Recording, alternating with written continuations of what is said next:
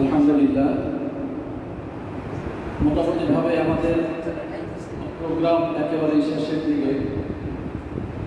আমরা হজের বিষয়ভিত্তিক আলোচনা, বিভিন্ন ধরনের প্রদর্শনী এবং হজের যেই মাকামগুলি আছে সেই মাকামগুলি ধারাবাহিক দেখালেন আমাদের তারই মুফতি তুফাইল আহমদ সাহেব।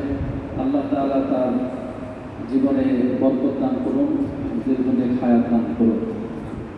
তো এই পর্যায়ে আমরা একটু এলান করছি, আমাদের একজন ভাই জনাব আজাদ সাহেব, তার সবসময় একটু ইচ্ছা থাকে তিনি হাজী সাহেবদেরকে সম্মান করে কিছু ইহরামের কাপড় গিফট করে থাকেন। এবারও তিনি এরকম একটি নিয়োগ করেছেন।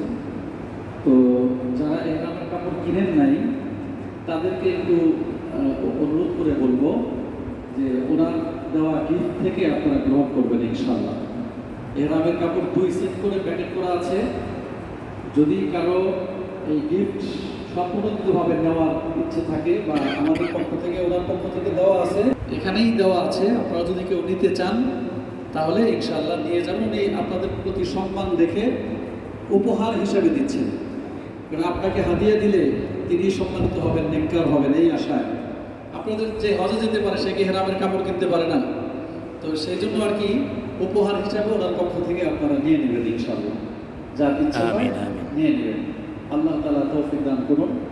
তো এ পর্যায়ে আমাদের আজকের অনুষ্ঠানের যিনি প্রধান অতিথি, আমাদের সাভারের পরিচিত আলেম দ্বীন এবং আকাবির আলেম, আমাদের মুরব্বী আলেম, বিশেষ করে ব্যাংক কলোনি মাদ্রাসাকে কেন্দ্র করে সারা সাভারের মধ্যে নানামুখী খিদমত ওনার দ্বারা হয় এবং শত শত ছাত্র তার তৈরি করা এই সাভারে।